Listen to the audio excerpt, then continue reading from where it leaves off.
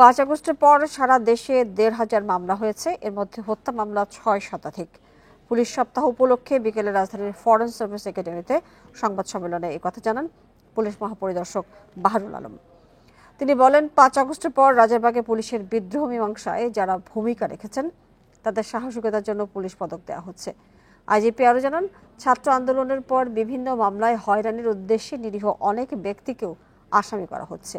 কেউ যাতে হয়রানির শিকার না হয় সেদিকে গুরুত্ব দিচ্ছে পুলিশ।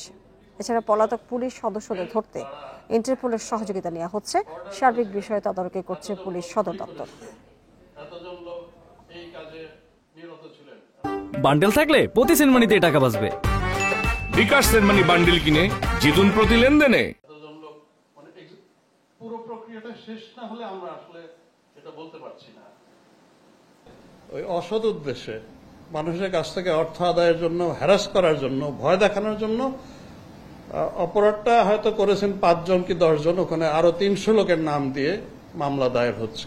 আমরা শুরু থেকে স্বরাষ্ট্র মন্ত্রণালয় বলেছেন, আমি নিজে বলেছি এবং পুলিশের সকল পর্যায়ের কর্মকর্তারা এই নির্দেশ পেয়েছেন যে নিরীহ লোককে যেন গ্রেপ্তার করা না হয়।